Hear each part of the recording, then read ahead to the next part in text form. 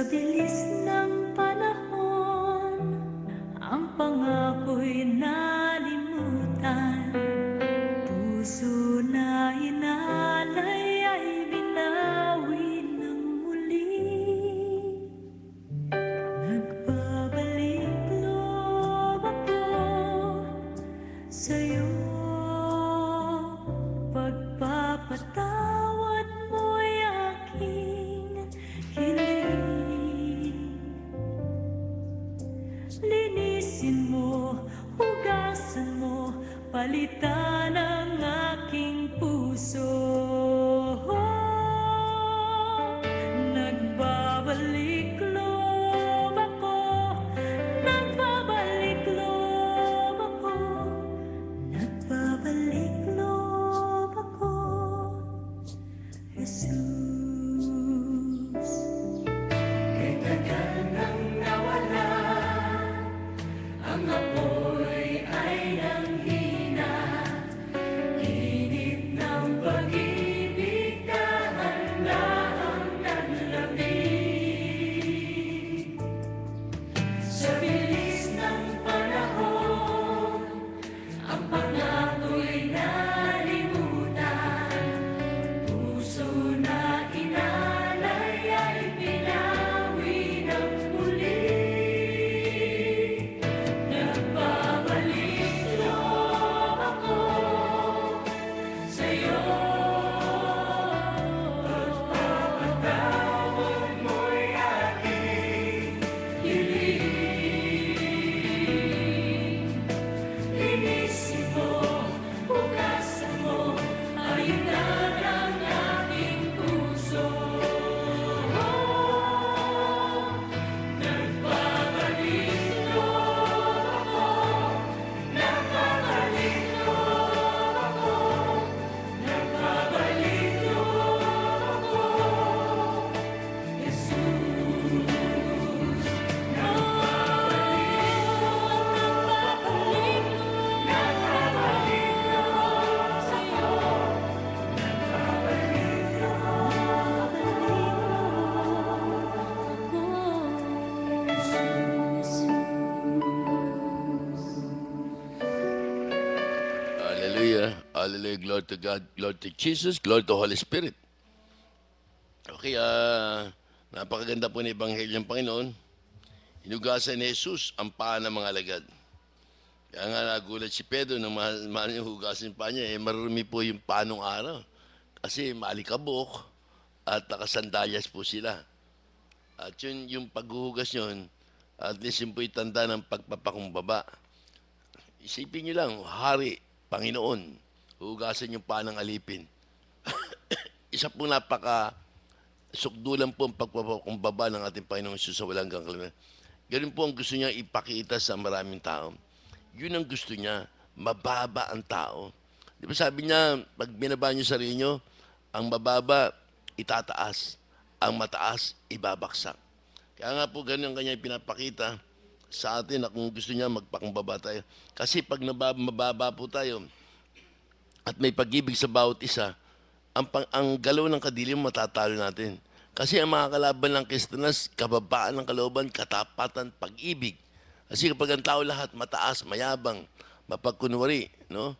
Maraming bisyo, hindi po nila matatalo ang galaw ng kadiliman. Kaya po itong yung pagpapakumbaba na tinuro sa ating Panginoon Jesus sa walang hanggang kaliwanagan. Gusto niya sa lahat na saling-saling lahi, magampanan natin to. Kung paano siya nagpakumbaba, nihinugasan ng paa ng kanyang malagad. Ganun din po tayo, dapat lahat tayo magbaba ng mababa at lahat ng kailangan nyo, bibigay ng Diyos sa buhay. Kasi pag nakita ng Panginoon, nagpakumbaba ka, siya na mismo mag-offer sa lahat ng kailangan mo. Yun po ang pinakasikreto ng Diyos sa buhay. Pero yung matataas, mahihiyabang, karamihan po sa dakong huli, bumabaksak. Sa dakong huli, naroon po ang problema malalaki. Okay po. At ikaw ba naman siya masasabi mo sa Ebanghelyo ng Panginoon? Amen. Magandang hapon po sa lahat po ng sumusubaybay ng programang ito over DWAD. Kaya din po sa inyo, Brother Ting, good afternoon po. At yan din po kay Brother Raf Nicol Recanya. Kung nakikinig ka, kapatid, magandang hapon po.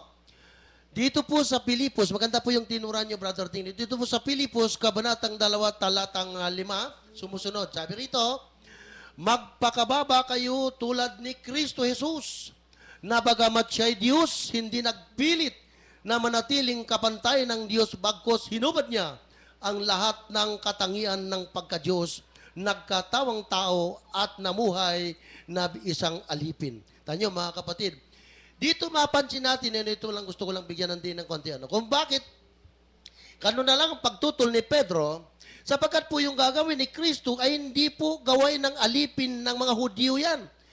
Yan ay gawain ng alipin ng mga pagano. Baga, kahit na alipin ka kung ikaw Hudyo, hindi ka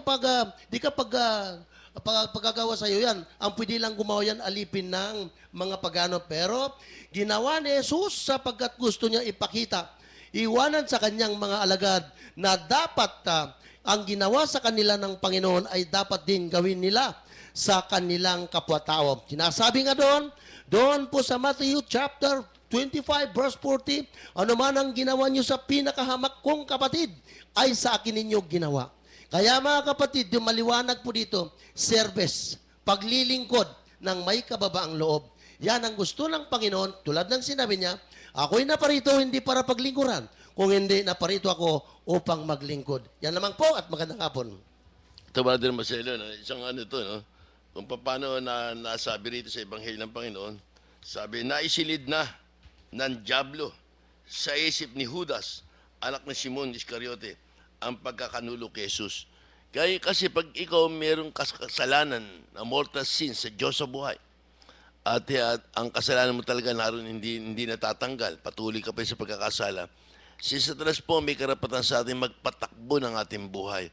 Wala Amen. po tayong relasyon sa Diyos. Kaya si Judas Iscariote, siya po ay taga-ingat ng kanilang grupo. Kaya Amen. yung pagiging taga-ingat niya, ninanakaw niya po yung panalapi ng kanilang grupo. Nagungupit po siya. Kaya nga doon sa babaeng nagbuhos ng pabango doon sa ating Panginoon, sabi niya, buti pa ibenta mo na yan. Para sa ganun, na bandang uli, may bigay pa natin sa mayroon. Pero katotohanan, hindi yun. Ang ibig niya iparating, pag binenta mo yun, mapapasok sa kanya pera, meron mo siyang kukupitin. Amen. Kaya isa po siyang magnanakaw, mangungupit. Kaya dahil sa ugali niya na yun, talaga laro na po yung ugali niya. Talagang may kasalanan siya, hindi niya naman pinagsisisihan. Si Satanas po, bandang uli, isinilid na sa kanya yung pagkakanulo kay Jesus. Siya na po ang pinidal kasi siya po hindi marunong magsisi ng kasalanan taglay niya. Kaya pag may wala po yung relasyon kay Lord, ang magpapatakbo ng buhay niyo, galaw ng kadi, hindi na po tayo. Amen. Kaya minsan marami pong tao dyan na nakikita natin na patuloy sa kasalanan. Wala na po silang wala silang relasyon sa Diyos sa buhay. Kaya rin sila magkakaroon ng relasyon sa Diyos sa buhay. Pag marami pong tao nagsakripisyo, tulad ng Panginoong Jesus na walang kaliwanagan, nagsakripisyo po siya, binigay niya ang kanyang buhay. Kaya marami pong naligtas. Ngayon palagay natin, tapos na po yung kanyang sakripisyo, panibagong salin-salin lahat ito. Naroon pa rin ho yung kanyang, yung kanyang dugo o tubig. Kaya lang yung iba, hindi makalapit. Ang magsasakripisyo naman sa kanila, para makalaya yung mga sa ngayon pong kasalukuyan ng mga taong makasalanan, kailangan merong mga taong nagbabayad ng sakripisyo. Tunay na sumusunod sa kalooban ng Diyos sa buhay. Sa pamagitan po ng sama-sama sakripisyo, doon po lang nakakalaya yung maraming mga taong makasalanan. Ganyan ang ginagawa po namin, yung Sunday Fellowship. Yung ginagawa namin patuloy na pagsunod, fasting and prayer, 3 days fasting, yung mga seminar po nagaganap, pagbababa ng Mama Mary. Isa po yan na ginagamit ni Lord para makapagpalaya ng kasalanan. Kapag nagawa po ng maraming tao yun, lalaya po maraming tao. Agad yung tinatawag namin the temple prayer. Yung temple prayer niyan, na nabuo namin dito, libo-libo pong nanalangin ng 3 AM covenant prayer, sa pamagitan po ng sakripisyo niya, panalangin sa mga taong makasalanan na makalaya sila.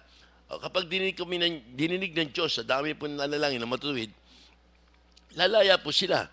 Kagaya ni Elias, nung manalangin siya, dininig ni Yahweh, kasi matuwid po siya. Yung mga nagpatong ng kamay, dahil sa pag matuwid nila, gumagaling po yung may sakit. Gagaling din po tayo.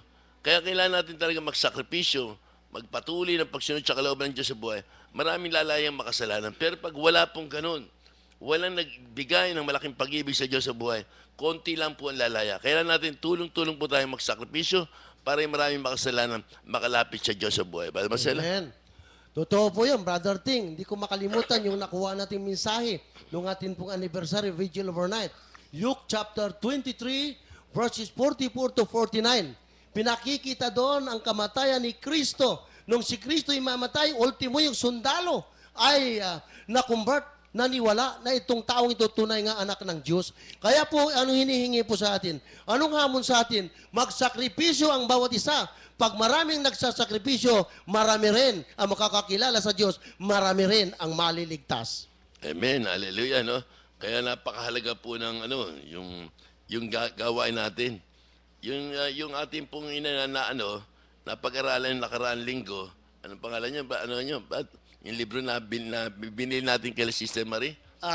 Yung Total consecration. Total Consecration. Opo. Tayo pala, meron na tayong Total Consecration. Amen. Additional na lang itong binigay sa atin na kay St. Louis Montfort, Montfort, opo. Sila, additional na sa atin. Pag ginawa natin yan, the additional na sakripisyo po yun. Wala namang masama ron. At least, rin po yun, lakas po natin yun. Pero totally, tayo pala meron na tayong total consecration na nagagawa na natin. Kaya nga yung sakripisyo po natin ginagawa, yung po'y katulad kahit bahagi man lang ng pagkamatay ni Jesus sa krus o paghihirap, naging bahagi lang tayo ng mga kanyang sakripisyo. Hindi po sapat yung ating sakripisyo, bahagi lang po yun. Kaya lang tayo nagiging sapat yun. Sa dami po ng nanalangin, sa dami nagsasakripisyo, lumalaki po yung ating faith. Yung mga tao po ngayon, sa dami ng nanalangin, sa daming gumagawa ng 3am covenant prayer, yung dalangin po natin dinidinig ng Diyos sa buhay. Kaya ngayon, dalangin natin, sana po maraming makalayang makasalanan. Sana po maraming taong makalapit sa Diyos sa buhay. Dahil sa panalangin po ng mga tapa, bibigay yun ng Diyos.